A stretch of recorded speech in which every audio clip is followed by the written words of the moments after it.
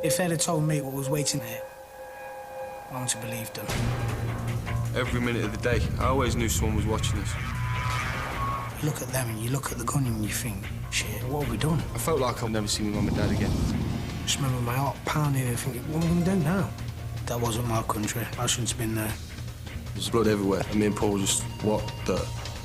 If you ain't willing to fight for your life and you ain't leaving it, this is hell.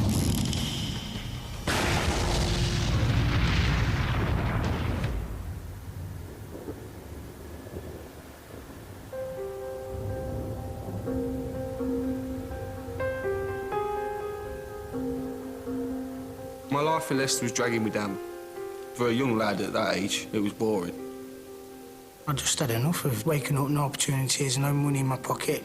I wanted to run away from everything. I was working at my uncle's scrapyard. I was just really depressed. I wanted to, just get away from it all, really. I wanted a challenge. I wanted some adventure. I wanted to go and see a bit of the world. Known Paul about 10 years before we got arrested. This whole story began in the nightclub. This nightclub, I'd been there loads of times. And we've seen another friend who we'd not seen for a long time in there. Something stuck out about this guy. He just caught my eye. I looked at him and I think, well, he looks like something special. He looked like he'd been away. He looked healthy in his skin and he looked well off. Good clothes, good shoes, good jewellery. He had a lot of money. He said he'd just come back from a hot country. He told us Venezuela was every young lad's dream. Nice girls, beaches, palm trees. Jamie says, if you want some of what I've got, there's the guy over there. I can put you onto him if you want.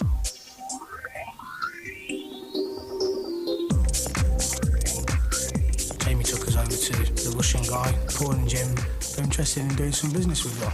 You know, the good people from the area, so you can trust them. The Russian guy said, have you ever been abroad? And I'd never been abroad before in my life. And he said, would you get a package for me? And I said, what's that then? And he says, well, it's drugs, but I need you to be honest with me and say that you could do it for me. I have trust in you. And we said, well, what's in it for us? He said, pay for the ticket, Venezuela. We'll give you a 4-star hotel and money while you're on holiday. You'll meet someone, they'll give you drugs, everyone will be paid off at the airport, so no one will be stopping anybody. He said, I'll give you $8,000 each. I says, well, hasn't anyone got caught? And he says to me, no, we've got gateways, we can get through it. We know what we're doing, it's an organisation. He said everything's paid off, there's no way you can get caught.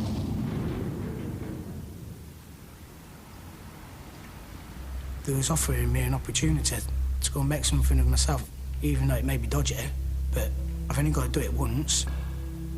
That's what we were saying, we'd only do the one time. Just the one hit, get the money in.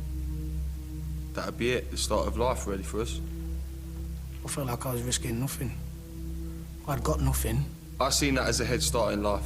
That extra money could have made things better for my family.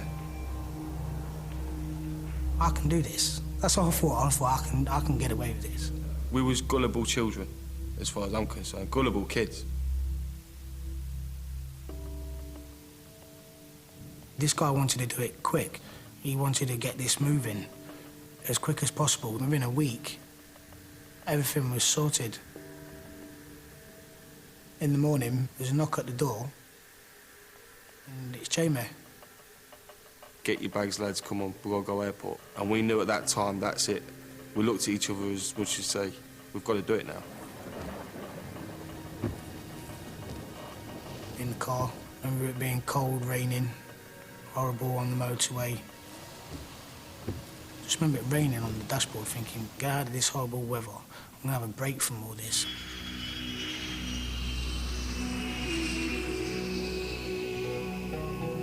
It was like on the start of a holiday. We were gonna go and enjoy ourselves. And I just remember looking up at the sky, being in the clouds. You could see the sunlight just beaming in through the window. It was beautiful. It was a crazy view. As we touched down, my heart's just gone like, whoa, I'm in a different country now.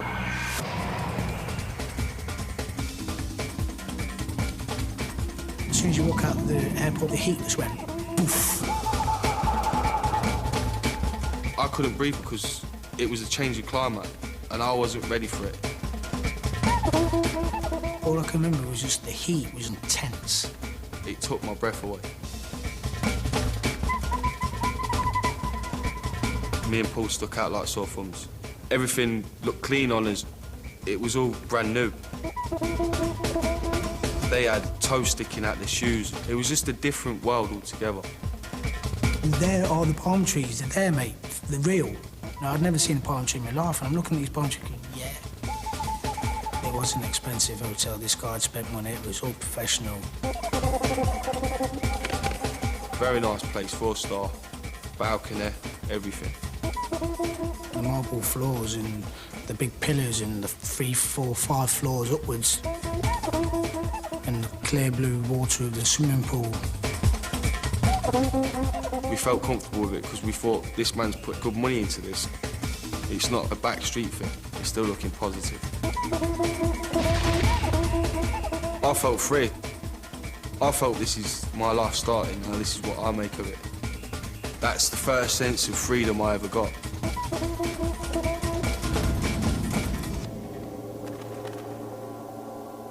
If they'd have told me what was waiting ahead, I wouldn't have believed them.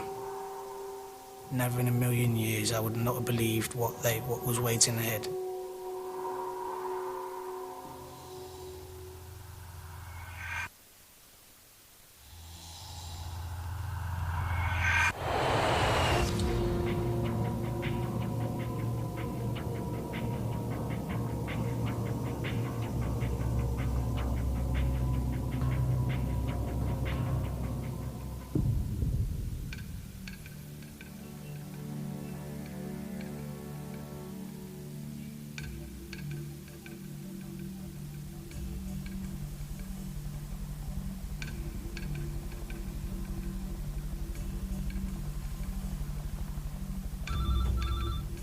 The first contact we got was the second day of being at the hotel. We got the phone call that he was outside the hotel. Paul was scared like I was. We knew we had to go ahead with it. It was full steam ahead from then on.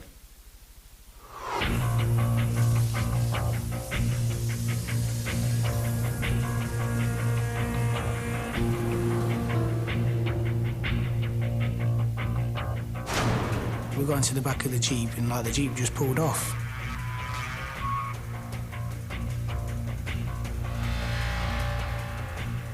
All you can just see is these dark figures in the back of this van and these guns. I'd never seen someone carrying a gun before.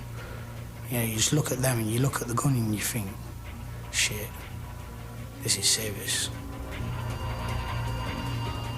This guy's lifting my arm up and I'm thinking, what's he doing? And he's trying to measure my inside measurement there. This is when you need to measure your chest width, hip width, and the length of your chest to the bottom of your stomach. And we said, what's that for then? He said, well, you need bulletproof jackets to put stuff in. And we said, well, won't you see that? And he said, no, you're okay. You wear a shirt, you won't see it. They were saying that they're going to ring us soon, take us to their apartment, put drugs on us, and take us to the airport. And that's when we knew, this is it. That's the day we're going to be waiting for. And that's when me and Paul actually come to the conclusion that we've just got to enjoy ourselves with what we've got now and get on with it.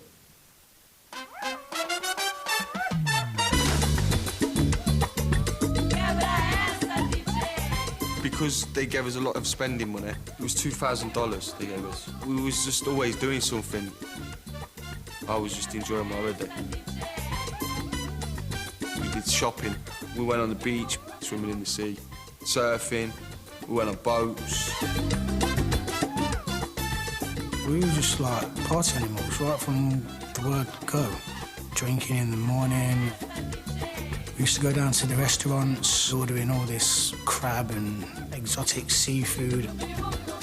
We were sitting there with girls. Being with the girls and clubbing.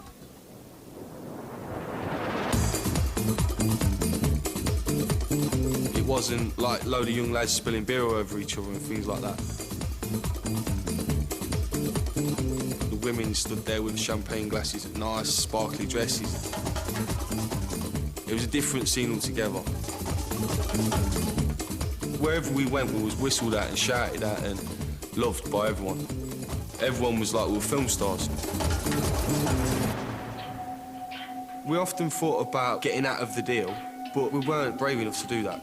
We knew we couldn't just get out of it without anyone having to pay for what we'd already started.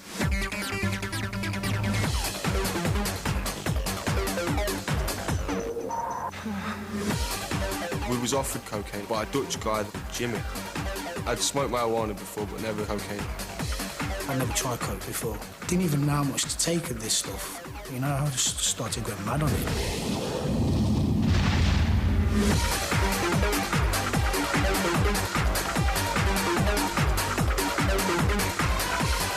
And just cutting it off and making more lines and more lines. And must have just took too much. My heart, I can feel it racing and everything was just going black. He started having a seizure where his heart was pumping really fast. And he couldn't breathe and he was sweating and going white. And I was slapping him and trying to wake him up. And then I could see again and I get blurred vision. Splashing water and, come on, Paul, what's up? I can feel my chest tightening and I started to panic. I thought I was going to die. It scared me. I thought I wouldn't lose him. In the end, I thought, that's it, I've got to get you down to the hospital. It's like really, really hot. My head is now pounding. I could feel my heartbeat in my head. I just picked him up and threw him in the back of the taxi. Told the taxi driver, get to an hospital. God, I'm gonna die. What is this shit? What have I took? I thought he was gonna die. I'm gonna die, I'm panicking. And I carried him into the hospital and got a doctor to come. They gave me an injection to calm me down. I'm in this hospital thinking, shit, what have I done?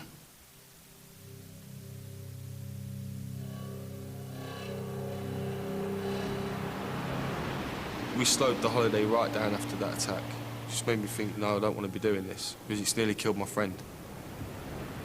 I never thought that if I brought this drug into the country that I could be killing people or that I could be causing any damage to any families or anything.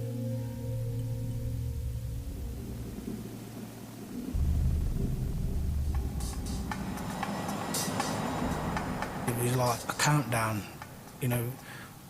God, it's happening now, it's happening. I just remember being in the hotel. You can hear life on the street, but inside you know you're gonna be doing something dangerous.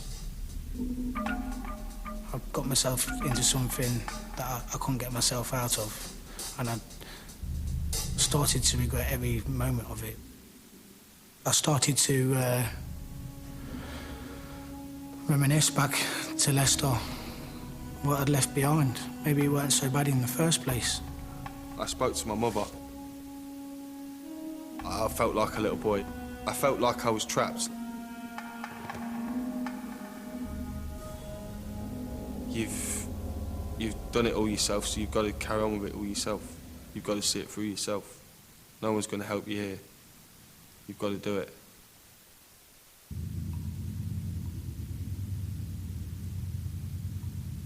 The night before, it was just me and Paul. We stayed in. We was tossing and turning most of the night. I was sweating, restlessness, couldn't get to sleep, thinking, God, what have I done? I've got to do it now. There's no looking back, this is it. And when I did finally go to sleep, it was only for like a couple of hours and I was awake again.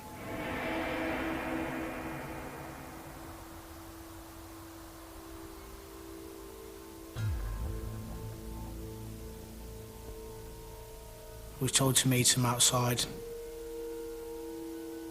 We booked out the hotel, and yeah, there they were. I just remember leaving the beach behind and then driving back to Caracas.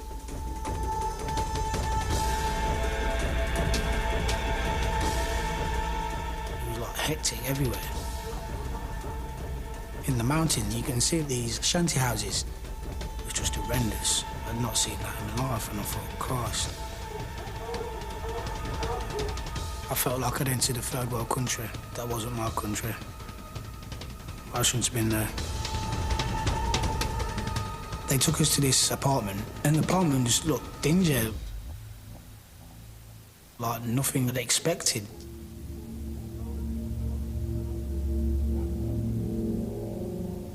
I remember them eating and thinking, you know, what are you eating? The glamour associated with pop stars, you associate that with cocaine. Then you look in the apartment, there is no glamour there. It was the most scariest part of my life that I've ever experienced. I didn't understand what they was talking about. I didn't understand what they had in mind. I didn't understand what their next moves were. We was virtually puppets. There's no way you could have argued with them kind of people. You just gotta do what they say. Unless you wanted that bullet in your head, you couldn't do anything. I was just there to do what I'd got to do and then go. Couldn't wait to get out of the apartment. I just remember feeling like, shit, I've got to do it. The two guys called me into the room, and I stood there and I had to take my shirt off. He produced a vest. I just remember it being really, really heavy, and when he put it on my back, it was like... And I stood with my arms out, and they put the jacket on me. And I felt the weight pull on my shoulders. I knew there was far more in the jacket than what the Russian guy sent us to collect. They pulled the cords up the top here and sewn the shoulders, and they made it so it was tight around your stomach. There was no way that I could have took this vest off myself. I remember thinking, this is where you come to get kitted up. I remember thinking, people have been here before me. But I knew now I was going to see for myself. I just looked at myself in the mirror and I thought to myself, God, what have I got myself into? But it's already on me now. They've sewed it up to pay for my holiday, to pay for everything else. It's just like walking into a brick wall.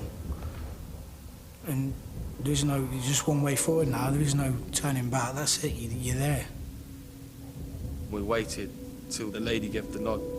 You okay? Go. And then they walked us down to the taxi, paid the guy, and walked off. And that was the last time we seen them.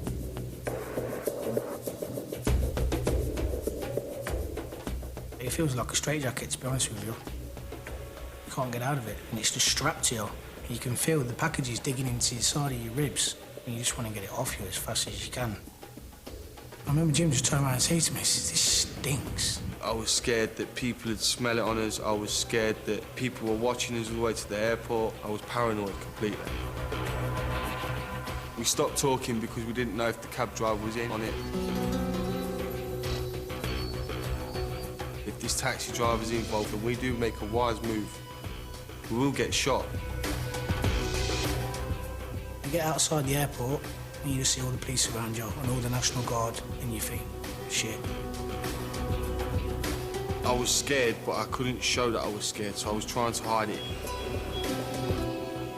Just remember my heart pounding and just feeling scared, thinking, what am I going to do now? We walked to the main entrance to the airport. I just remember I wanted to stay well away from as many police as I could. Felt like the jackets were obvious, not to see, but to feel. If you bumped into someone, you'd know that there's something there. We've been stood in the queue for about 10, 15 minutes. This guy come up to us and he's coming like quite close to me, this guy, and I'm thinking, I don't want him to come close to me because if he touches this, he's going to know straight away what's on me, and that's it. Game's over. He's like, come on, I'll give you an hand. And I've like shouted at the man, no, I've told you, I'm okay, thank you. He's like, okay then, left us. Jim's like, looked at me, says, didn't need that. I've turned around to go through the immigration, and I can remember seeing this guy standing there with a shirt and tie. I've just remembered thinking, once I'm past him, I've done it. I've had my money. Corner of my eye, I can see the guard at the side of him, and there's this dog there. My heart started to race and try not to draw attention, looking down. I can see this dog out the corner of my eye. I'm looking, I'm thinking,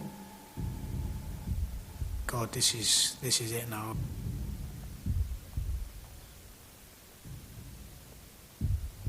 They'd already reassured me that the airport's paid off. You'll be all right, don't worry.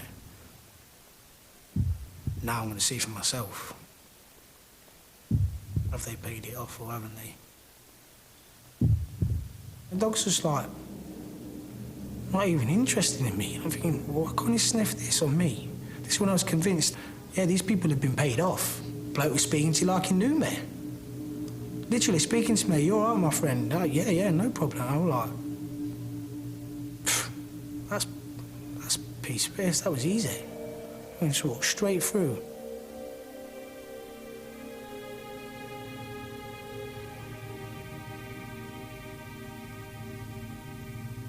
I sat down thinking, I've done it. I thought I've got through the gateway.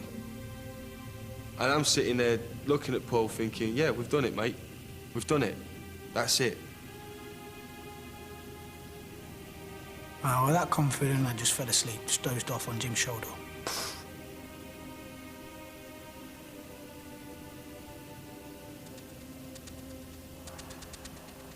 I just sat there waiting. And you don't want to be sitting there waiting, you just want to get on your plane and get it over and done with. And that's when paranoia kicked in. We're just sitting there normal and everyone's looking at me and Paul. There's two men and they're looking funny at us. I thought they knew straight away that we had stuff on us. Paul fell asleep and landed on my shoulder, like, and I pushed him to say, these people don't look right. He's getting more and more agitated, more and more. No, I don't like it, I'm going, keep your mouth shut. Calm down, chill out. We're drawing attention to ourselves, mate. I must have been kidding myself. Sat there then, looking. I knew they was looking at me. I thought, come on, let's go and throw this stuff away. Come on, let's go to the toilet and ditch him. I couldn't just go to the toilet and drop that off. It just sewed on me anyway. How am I going to get that off? And you can see him getting agitated, and it's making me feel paranoid as well now, and I'm getting more nervous. And we're just sitting there, like, thinking, shit, they're looking at us. They shout over the loudspeaker, would you please board such and such a flight bound for England? Turn down the tunnel, see these people in front of me. I just remember, like, looking a bit further past me, and then there's these two guys that had been looking at us. And I just turned and says to Jill, just looked at him and I went, shit.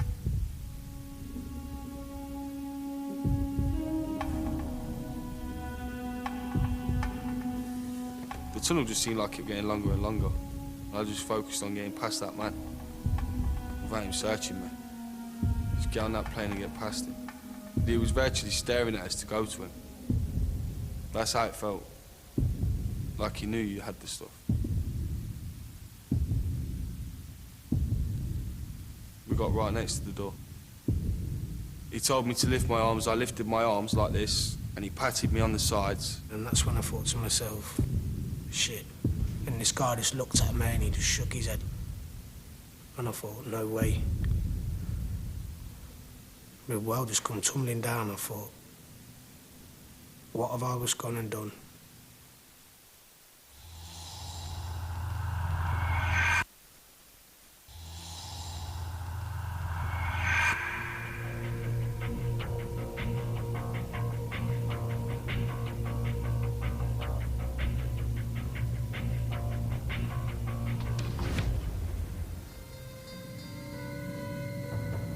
They just took me and Jim to this really small room.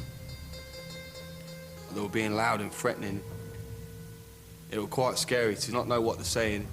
You just didn't know what was going on. That's when it started to sink in. We're not getting out of here now, are we? I've still got this bulletproof vest on me, and I'm thinking, just please get this off me now. I've had enough. The guy's come up behind me, he's got his penknife, he's like trying to get it off. And I just remember just taking this jacket off, and I just remember hearing the thud as this jacket hit the table. That's when I knew there was a lot of cocaine in there. As they pulled them apart, I was scared. I was like, what have I done?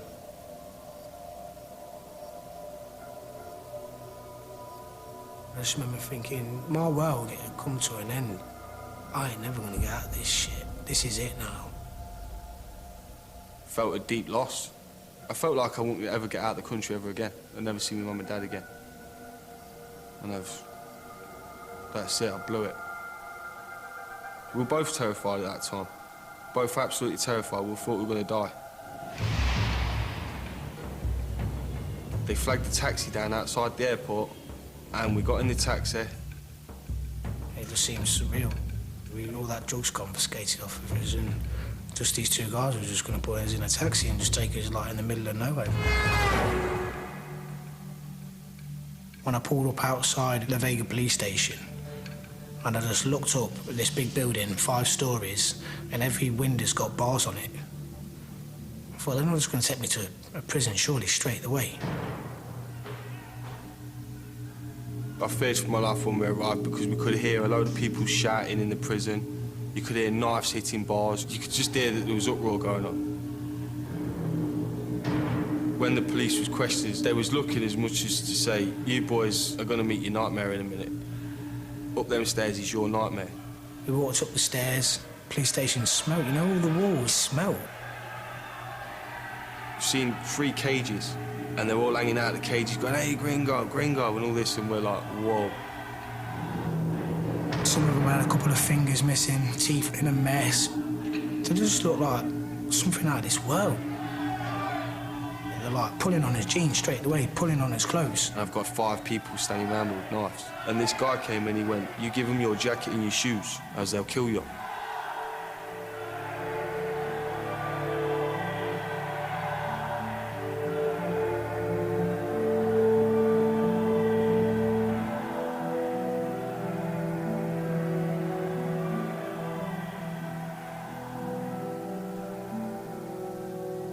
And I just wanted to burst out crying, but I couldn't cry. I didn't want them to see me cry. I thought if I let them see me cry, that's it from day one. No, that I've got to put a face on now.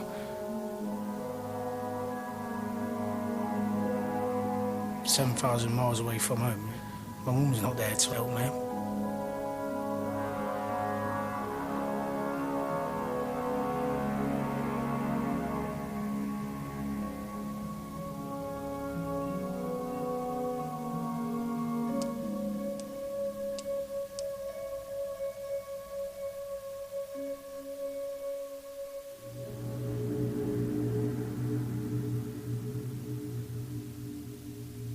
The guards came to us, and it was the first bit of light we'd seen for 4 days. He opened the door and his eyes stung. That's how bad it was.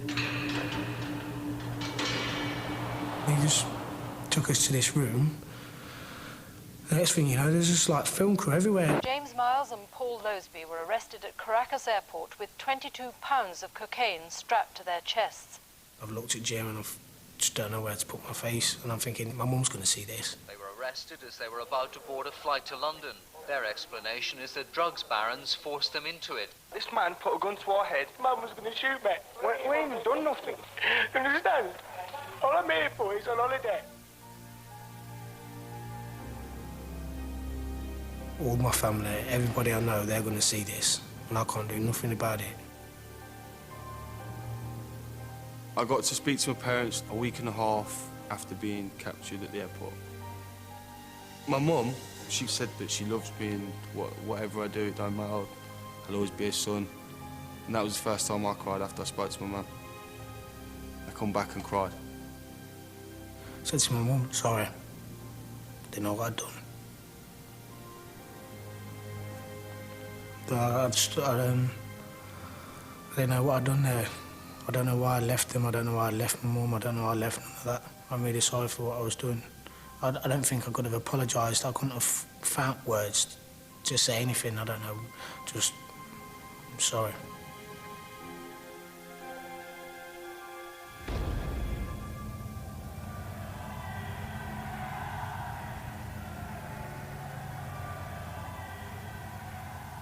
There's an atmosphere in the place, and you could cut that atmosphere with a knife.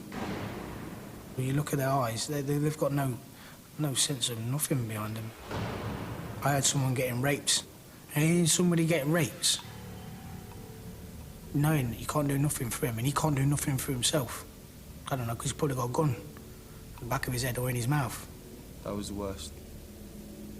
For me and Paul. Because we could hear it, but we couldn't do anything about it. That was bad. You are at your wit's end. There's nothing you can do. Someone could come in through that door any time of night. You never know if they was going to be armed or not armed, or what frame of mind they was going to be in.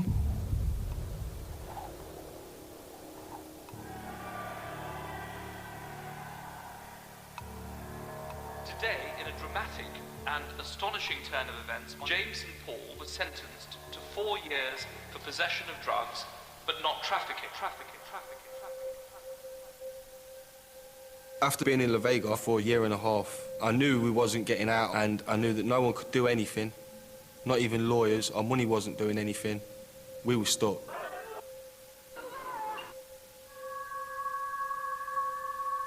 We managed to get a camera through Jim's family, and basically we just bribed the policeman to take the camera in there.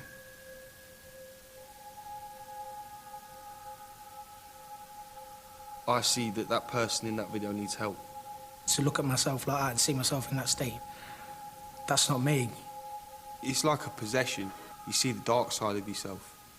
At times you just fade off into that just to get you by things, and it was like, I don't think I'll ever see my mum and dad again.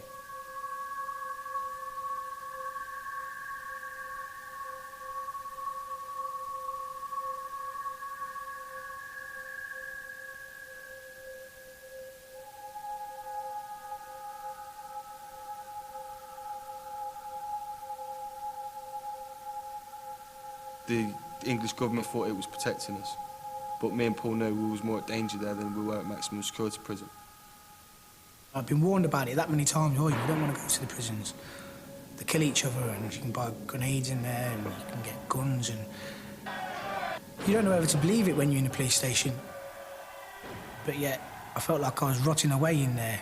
I'd just rather go down fighting and in danger than just like rotting away in this little place.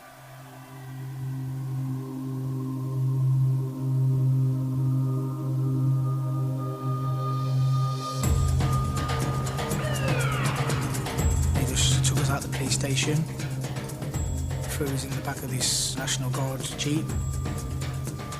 You can just see like a perimeter, fences, guards standing in these turrets. I think, God, it's like something you've seen off a film. The guards are there to guard the perimeter, and the prisoners themselves run the prison. Walking in there, seeing them people disfigured, limbs missing, and after that seeing all the guns and all the grenades that went with it, it was 10 times worse than any hell. I've seen somebody that's been in the police station with me. He said, remember what it was like in the police station? And I said, yeah. He says, well, get out your head. It's because it ain't like it here, mate. I says, here, you fight for your life. And if you ain't willing to fight for your life, then you ain't leaving here. This is hell. It was very scary because it was a whole big scale of everything. And we were only 2 English lads in there.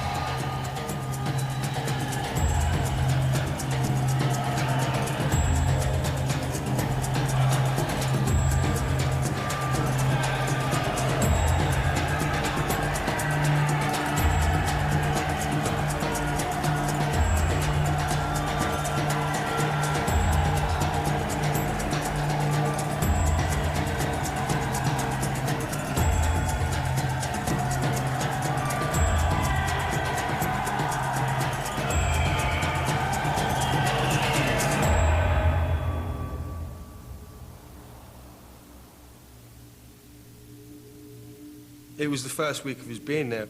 Our cellmate said, have you ever seen anyone die? We said, no. He said, well, someone's gone in today. Stood there, chatting away, waiting for this food. All of a sudden, there's a bang.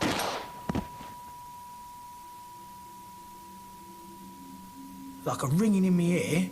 I just turned around and just looked at this guy, and he's just like, guy on the floor. He's been shot in the head, and all his brains are hanging out. There's blood everywhere. And me and Paul were just, what the? Couldn't believe it. I'd only been there 2 days, and someone's just been shot in front of me already. His brains hanging out all over the floor. And after that, it was just a normal thing to be doing in prison to them. 3 people a week, 4 people a week, 5 people a week. Just getting killed.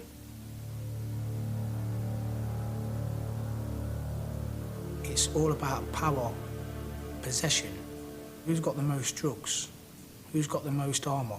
Who's got the most bullets? Who's got the most grenades? Life doesn't mean nothing.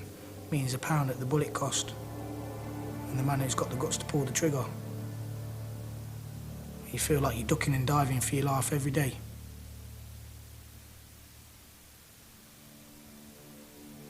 You'd lay there at night and think, well, tomorrow, will I get through tomorrow? Or will I get through this week? Or will I see my mum and dad again?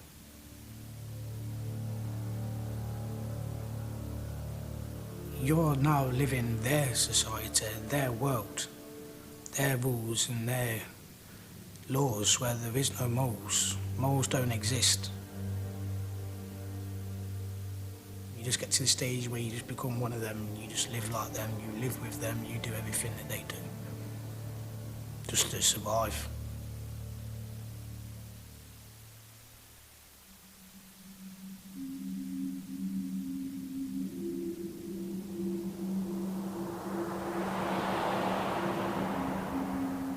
I'd been there for 4 years. One day, the embassy came to give us some money in letters from his family. She comes round to let people know how the sentences and the cases are getting on. And me and Jim's names was the first to be called out. We thought we was coming up for a benefit, ready to go free. Jackie from the embassy, she was there, and she said, the prosecutor, she's not happy with your appeal. It looks like you're looking at a 10-year sentence. And me and Paul were just devastated. You just feel like exploding. Literally like kicking the gate straight off. I just wanted to shoot every human in that room. I just thought, I'm never getting out of this hellhole. That was the breaking point. I thought, the English embassy just gave me 10 years. Well, sod the English, I'll be Venezuelan.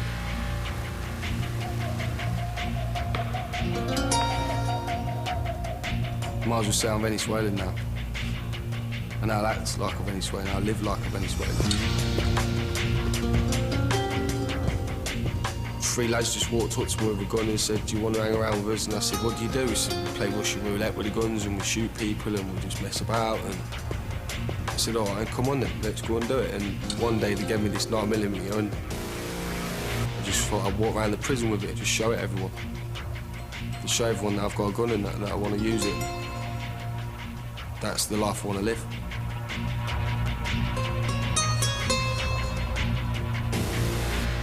And I went outside and there he is, he's just walking around with this crazy face on him, arms folded, you see the 9mm. And he's just walking round and round and round and round and round. I walked up to him, put my arm and says, come on, kid, what's the matter? And you see him, you see he wants to cry, but he can't. What's the matter? I'm going to show them. You're going to show him, kid. I'm going to show him you ain't messing around with me. I've had enough now. And if anybody's going to come and try and mess around, I'm going to show them. They're going to get it.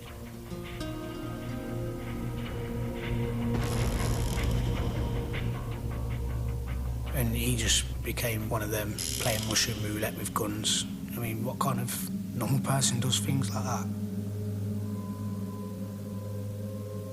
The lads wanted to play Russian roulette one day. They just said, you ever played it? I said, not really, no. So the lads span it, and I've gone click. But it's empty, and he's done his turn. Third man's done his. And there was one lad who weren't even in the gang. And one of the guys walked up to him like that.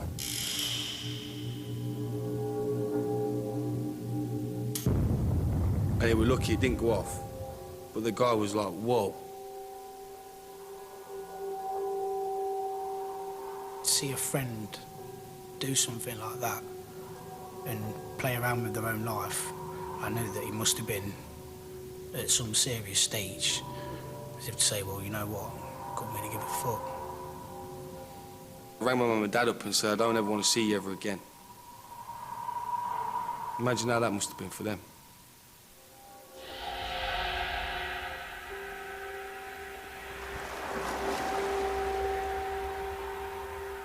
No self-esteem. Gone. No more need to go on in life. Wanted to end it. What are you doing? What am I going to do if you're not here with me? What am I going to do if you go away? I just wanted to see my mum and dad and my family so bad that I weren't going to be willing to be taking my own life. I would have done anything in my means to get back home to see my family and friends. Anything.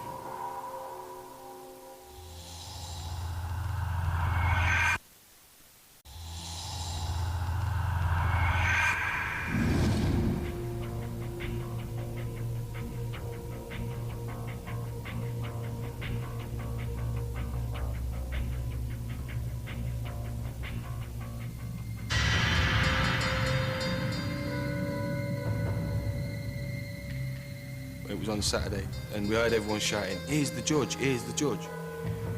A judge come into the actual prison to release prisoners from prison there and then. So we've grabbed all the paperwork. Me and Jimmy just thought we'd try our luck, so we just asked if we could see this judge. Just says, yeah, you've got all your credentials, you've got everything you need. Yeah, we're gonna let you go free. And me and Paul were just gobsmacked. Then she says, right, you can go free, but you have to find a job and then go to work every day. In the week, you have to go back to the prison and every night up until 2007. As soon as I was let free, I was thinking about the escape. There was no way I was going to stay there after I'd just done 5 years. I knew that I wasn't going to stay in that country any longer. I couldn't wait to go. In their law, that stated that anybody in their country has to have a form of identification. My ID was a passport.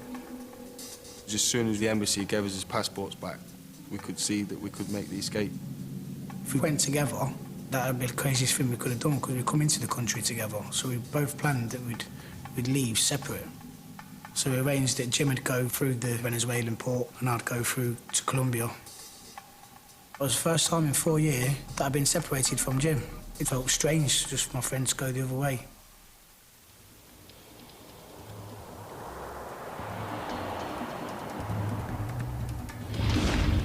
I got no money or nothing. I got a load of clothes off of a friend.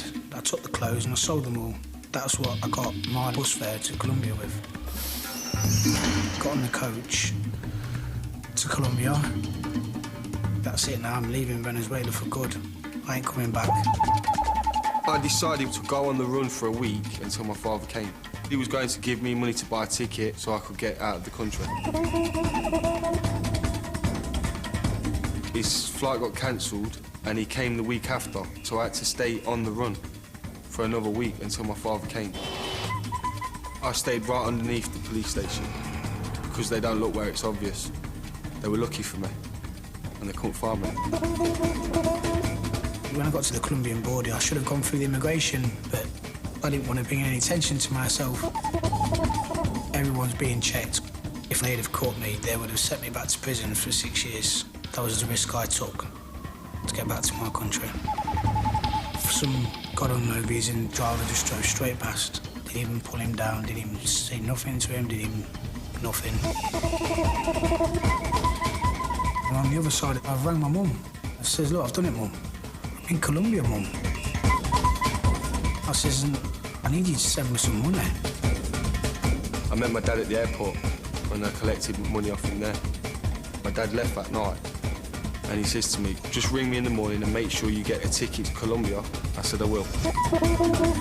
When I got to the Western Union in Colombia, it was something like £1,800 my mum had sent over. And like £1,800 in Colombian pesos is like, wads. From there direct to a travel agent. This is all in the same day. Flight to England, please.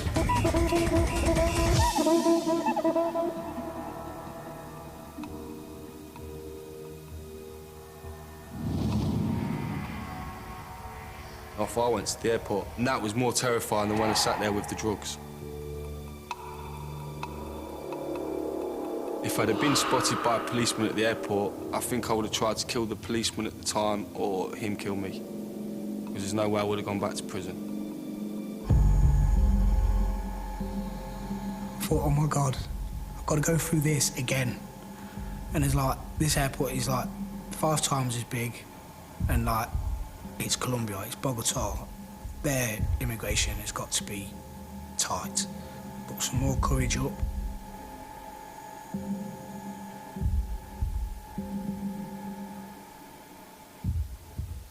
Went straight through the immigration, didn't even look at me, didn't even batter an eyelid. And I knew then, once I'd passed that immigration, I was sat down in that departure lounge. It's over, it's over, I'm coming home. I got off the plane in Colombia. I've walked down, and I just seen this hand that I recognised, and I thought, I know that hand. And as I've turned my body around to see who it is, there's Paul sitting there, and we both looked at each other and gone, we've done it, mate, we're free, we're going home. And we just hugged each other and said, yeah, we're going home. That's it, it's all over. And there it was, there was my light at the end of the tunnel. That plane waited for me to stand on it and go home. Yeah, my nightmare is just finished. I'm going home to my mum.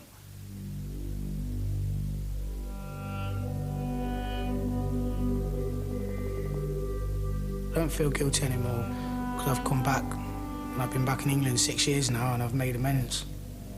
And like everybody else, we all do wrong. Just try and make up for it and do better. And make your parents proud of you, and the people that love you are proud of you. Because they're the ones that count at the end of the day.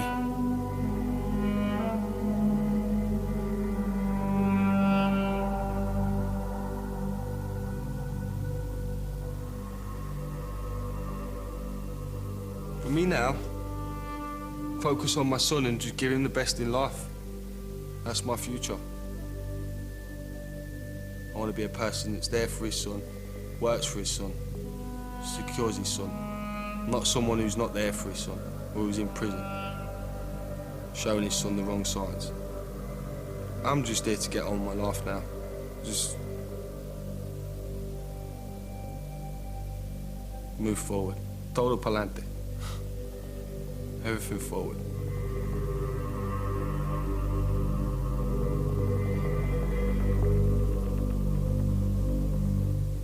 Those bloody vampires are everywhere. Brad Pitt and Tom Cruise star an interview with the vampire, next on 5.